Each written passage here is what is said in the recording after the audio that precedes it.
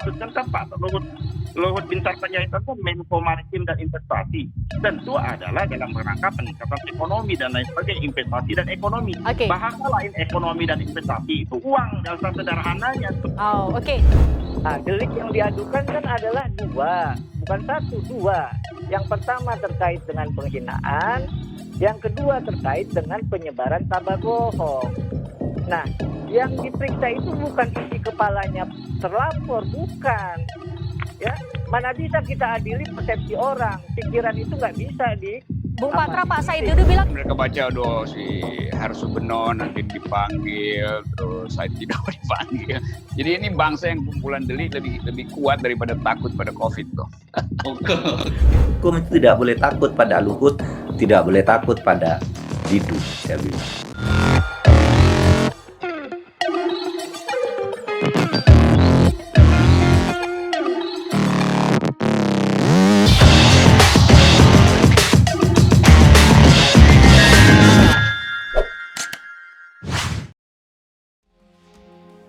ke informasi lain, Saudara, mantan Sekretaris Kementerian BUMN Said Didu memenuhi panggilan polisi atas laporan Menko Kemaritiman dan Investasi Luhut Binsar Panjaitan.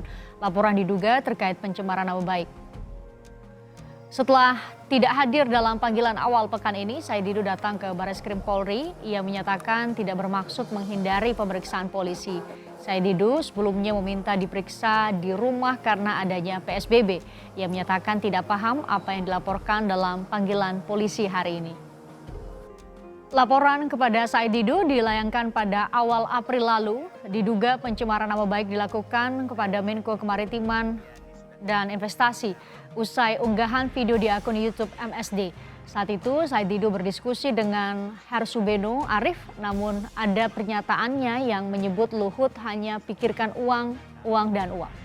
Tapi sebetulnya intinya seluruh kapasitas civil society ingin mengamuk, cuman takut kena delik itu. Itulah yang mungkin mereka baca si Hersubeno nanti dipanggil, terus Said tidak dipanggil. Jadi ini bangsa yang kumpulan delik lebih kuat daripada takut pada COVID tuh. Kawan pemirsa sekalian, hari ini saya konferensi pers online karena terjadi sedang pandemi corona dan saya tidak pakai masker karena memang saya di dalam ruangan sendiri. Sebagaimana rekan-rekan sudah tahu bahwa hampir seminggu ini terjadi diskursus di publik antara saya dengan Bapak Luhut Binsar Panjaitan. Hari ini tanggal 7 April 2020 saya sudah mengirim surat ke Pak Luhut Binsar Panjaitan dan tadi diterima di kantor Kemenko Kemaritiman dan Investasi sekitar jam 11 siang. Saya bacakan surat yang saya sampaikan ke Bapak Luhut Binsar Panjaitan. Kepada yang terhormat Bapak Luhut B. Panjaitan, Menko Kemaritiman dan Investasi di Jakarta. Dengan hormat, menunjuk surat Bapak tertanggal 4 April 2020, saya sampaikan klarifikasi sebagai berikut. 1. Video yang berjudul Luhut _2 Uang, Uang dan Uang di channel YouTube M. Said Didu adalah ulasan analisis prioritas kebijakan pemerintah dalam menangani pandemi corona COVID-19.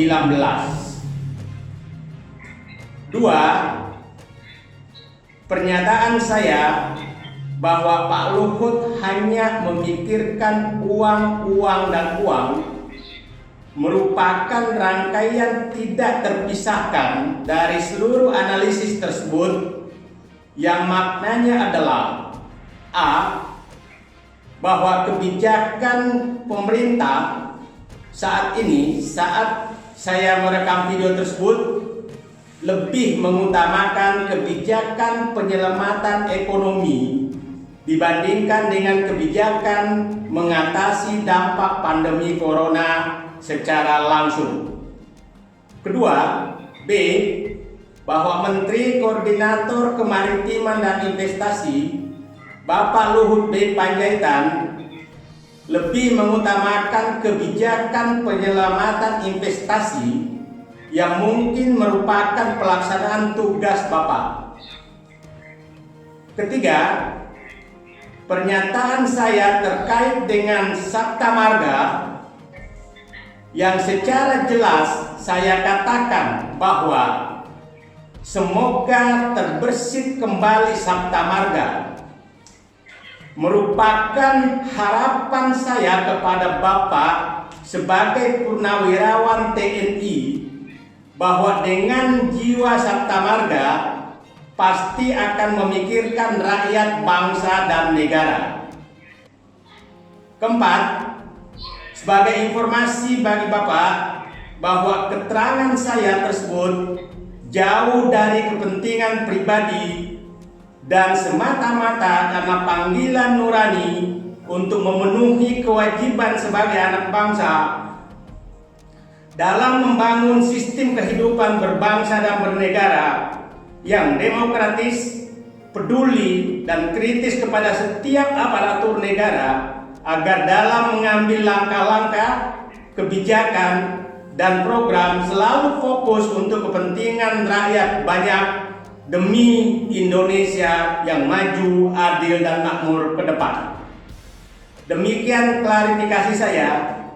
Saya berharap makna pernyataan saya dalam video tersebut menjadi jelas.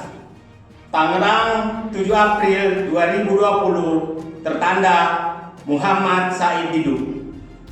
Topiknya cukup hangat karena berkaitan dengan hari Senin yang akan datang.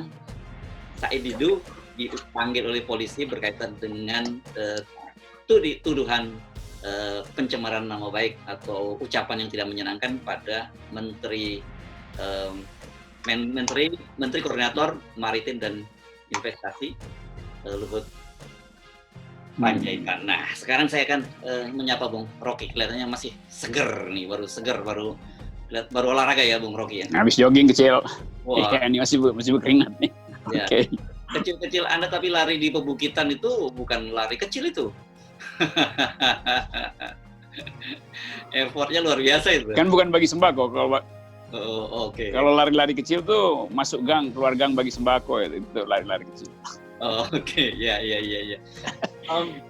Oke, Herso. Rocky ini ramai sekali di medsos dukungan terhadap Said Didu ya. Ada yang stand with Said Didu gitu, dan foto-foto orang dijejerkan foto dengan Said Didu dan sebagainya. Dan bukan yang melakukan bukan hanya tokoh sembarangan, banyak tokoh-tokoh yang punya nama, antara lain kita sebut seperti Pak Din Samsudin dan sebagainya.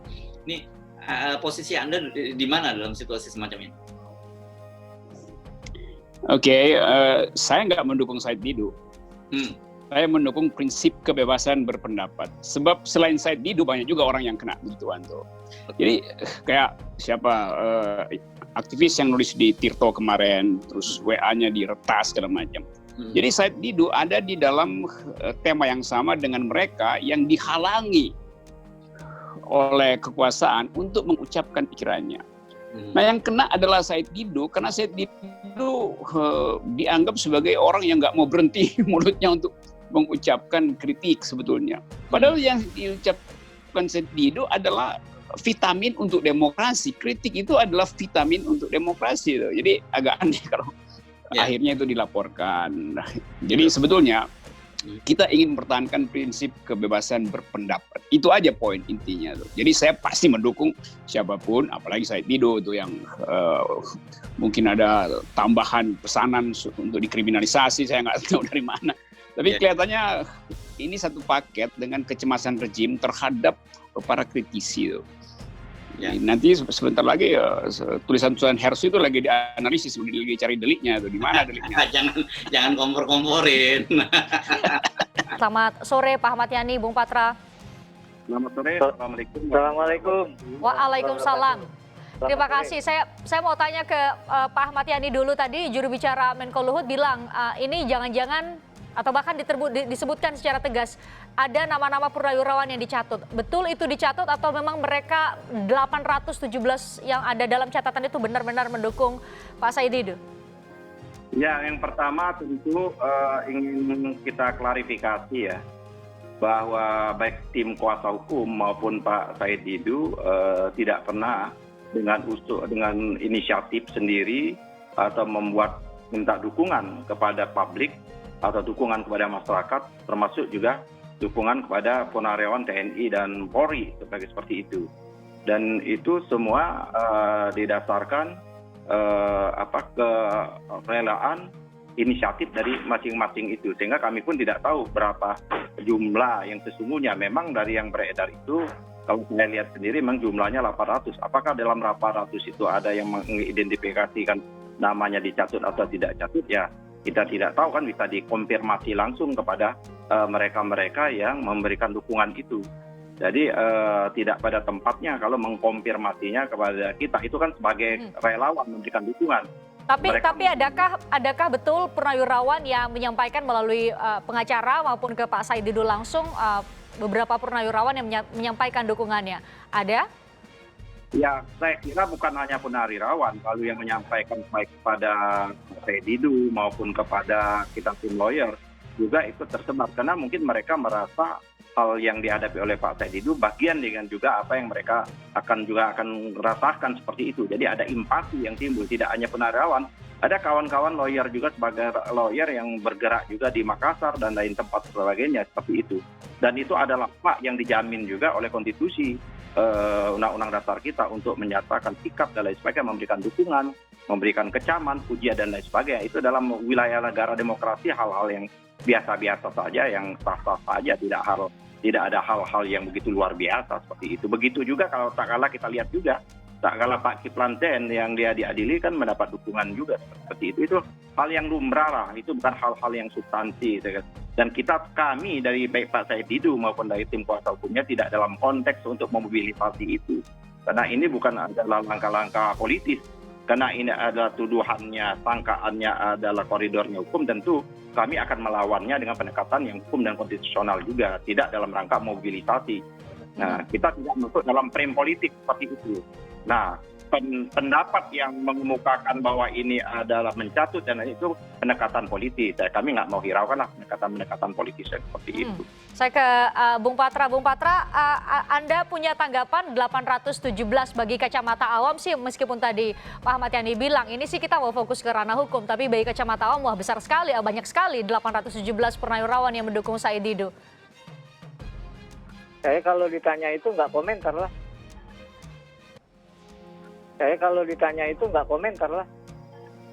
Ya, karena namanya memberikan dukungan, support, ya, memberikan satu ya saran, nasihat, memang dibolehkan. Dibolehkan, tapi berpengaruhkah secara yuridis? Artinya bisa jadi mempengaruhi psikologi penyidik dalam proses hukum, atau bahkan kalau memang masuk ke ranah pengadilan bisa mempengaruhi keyakinan hakim. Kita tahu putusan hakim juga dipengaruhi oleh keyakinannya. Ya, jadi saya mau konteksnya untuk kita bicara hukum ya. Oke. Kalau kita lihat yang saya tahu dari media, itu kan terlapor sudah dipanggil, mendatangi Bareskrim, ya kan? Maka kapasitasnya itu kan sebagai saksi. Saksi itu adalah seseorang yang sudah pasti oleh penyidik dimintai keterangan, ya, yang ia dengar sendiri, ia lihat sendiri, dan ia alami sendiri. Nah, oleh karenanya apa yang diperiksa kemarin itu kalau kita lihat itu sebenarnya adalah diuji apakah laporan dari Pak Luhut itu ya punya dasar begitu. Nah, apa yang diperiksa ya kan tentu saja delik yang diadukan. Nah, delik yang diadukan kan adalah dua, bukan satu, dua. Yang pertama terkait dengan penghinaan, yang kedua terkait dengan penyebaran kabar bohong. Nah, yang diperiksa itu bukan isi kepalanya terlapor, bukan. Yang diperiksa itu bukan isi kepalanya terlapor, bukan. Yang diperiksa itu bukan isi kepalanya terlapor, bukan. Kalau isi persepsi kah katanya, ya, ataukah misalnya pikiran kah, bukan itu yang dilaporkan. Ya, mana bisa kita adili persepsi orang, pikiran itu nggak bisa di. Bung Patra, Pak Said Didu bilang ya? itu analisis objektif. Ya, justru itu saya bicara hukum. Ya, hukum menyatakan bahwa apa yang dilaporkan itu merupakan delik verbal. Ya, ini Mbak Christian, delik verbal itu adalah ya kata-kata atau perkataannya.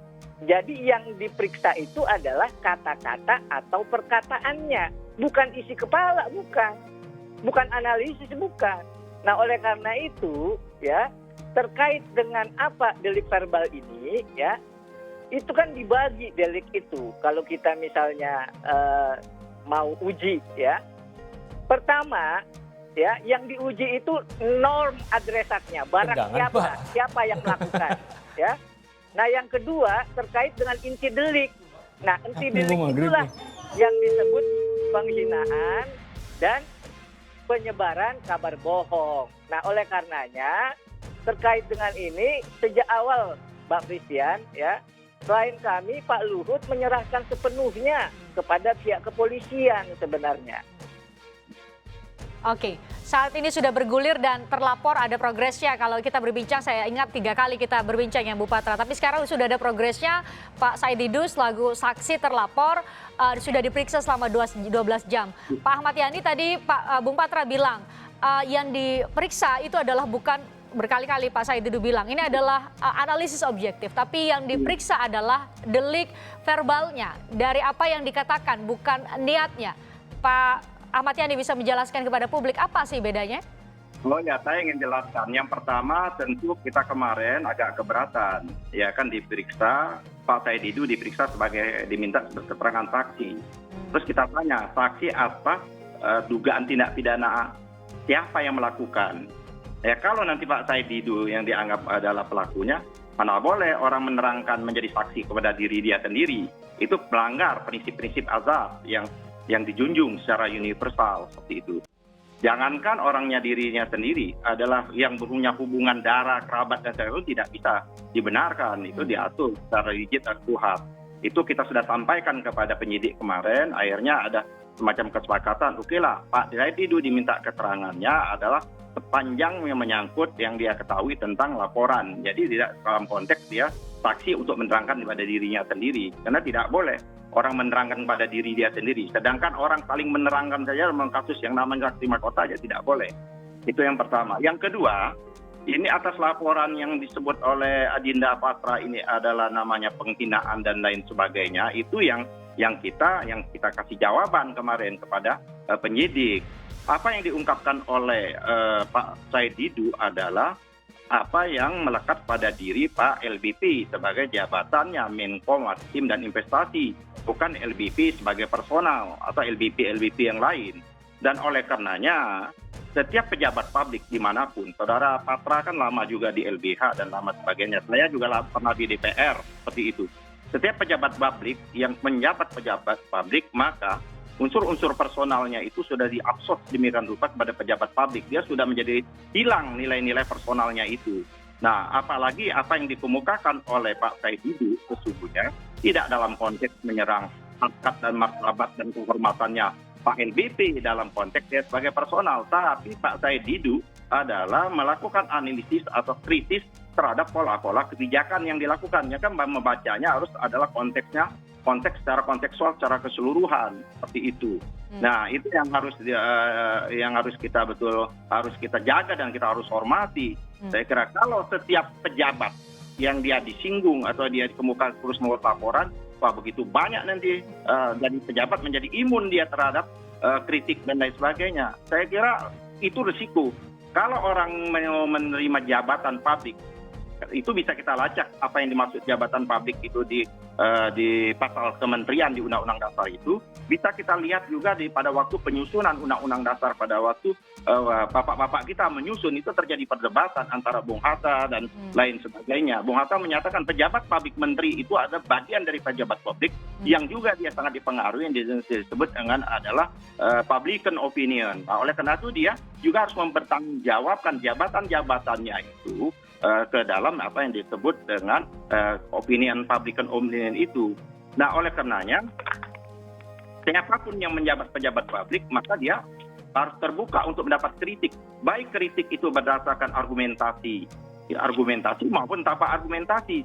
Kalau orang model kayak Adinda Patra ini kan dia mengkritik, kan dia juga adalah bagian dari civil society, ya kan? Dia mengkritik ya seperti itu, dia punya tentu dengan alasan dan argumentasi kan ya. Dia orang terdidik. Tapi masyarakat awam yang tidak punya latar, dia bisa juga mengkritik tanpa dengan argumentasi dan lain sebagainya. Yang tidak boleh itu adalah menyerang orang secara personal. Nah, orang secara personal, tak kala dia menjabat menteri, maka sayap-sayap atau sisi-sisi personalnya itu menjadi terabsorb menjadi pejabatan publik. Nah, nanti kita sampaikan. Jadi apa yang dikemukakan oleh Pak Said Didu tentu sekali lagi dalam konteksnya Pak kritik Said ya, analisis objektif. Ya kan, Oke. semua. Dan itu memang ada fakta-faktanya. Loh, maksudnya kan Pak Luhut Binsar Panjaitan kan Menko Maritim dan Investasi. Tentu adalah dalam rangka peningkatan ekonomi dan lain sebagainya, investasi dan ekonomi. Bahasa lain ekonomi dan investasi itu uang, dasar sederhananya. Oke, kita minta tanggapan dari Bung Patra. Bung Patra, tadi secara sederhana kalau kami menangkap Pak Ahmad Yani bilang itu adalah jabatan yang melekat kepada seorang Menteri Luhut. Jadi ketika disebut nama Luhut, maka melekatlah jabatan itu. Bisa ditafsirkan demikian juga dalam ranah yuridis? Saya ini jawab sederhana aja ya. Pertama, apakah terlapor itu Pak Said Didu baru sekarang ya melakukan kritik atau mengemukakan pendapatnya? Bukan kali ini aja. Sebelum-sebelumnya nggak ada masalah kok. Kenapa? Karena tidak ada muatan delik. Itu loh Pak Presiden. Ya. Sebelum-sebelumnya nggak ada masalah. Kenapa? Karena tidak ada muatan delik. Makanya kita bicara inti delik. Delik bestandelen. Apa? Kalimat yang secara tegas tercantum dalam rumusan delik itu sendiri. Pasal 310. Ucapan yang apa? Yang menghina. Lalu apa? Untuk kabar bohong. Apa bestandelen deliknya? Ujaran yang dilebih-lebihkan dan menimbulkan keonaran di kalangan rakyat. Saya berbeda pendapat dengan orang, ya, walaupun berbeda pendapat. Misalnya, saya bolehkan orang berbeda pendapat, nggak apa-apa. Saya bela orang berbeda pendapat, walaupun saya berbeda pendapat sama dia. Bung Patra, maaf saya potong, waktu kita terbatas sekali. Tapi saya mau Anda bahas spesifik soal tadi. Tadi Pak Ahmad Yani menjawab soal tafsir sejarah, tafsir historisnya, bahwa disebutkan bahwa sebenarnya seseorang ketika menjabat jabatan publik, maka kemudian itu melekat pada dirinya. Jadi kritik yang disampaikan padanya bukan secara personal. Saya bisa jawab ya. Saya bisa jawab ya, sederhana. Saya penyunting 940 halaman tentang instrumen hukum, ya, instrumen pokok internasional hak asasi manusia. Yang dibilang bahwa pejabat publik itu ya boleh dikritik, itu benar. Tetapi ya tidak boleh dia masuk dalam unsur pidana. Makanya saya sering sebutkan, kalau pejabat boleh dikritik karena dia katanya sudah menjadi pejabat, ya, kritik itu kan hak asasi manusia, ya, dan kehormatan itu juga hak asasi manusia. Jadi kalau dia boleh dikritik, boleh dihina, ya, itu berbeda dengan kritik. Makanya saya bilang waktu sebelumnya, kalau pejabat itu boleh sekonyong-konyong dimaki, dihina dan seterusnya, boleh juga berarti disiksa, ya kan? Lalu hak-haknya dilanggar. Kenapa? Apapun cerita, yang namanya pejabat publik itu juga punya kehormatan. punya martabat. Itu yang disebutkan di pasal 310 martabat ya, sebagai person sebagai subjek hukum. Bung Patra, Pak Ahmad Yani, terima kasih sudah bergabung. Nanti kita bincang-bincang lagi di lain kesempatan, tapi setidaknya kami sudah mulai belajar. Apa sih nanti kita lihat dari kasus ini, apa sih bedanya mengkritik dengan hinaan terhadap pejabat publik. Nanti kita lanjut di lain kesempatan. Terima kasih Pak Ahmad Yani, Bung Patra sudah bergabung bersama kami di Kompas Petang.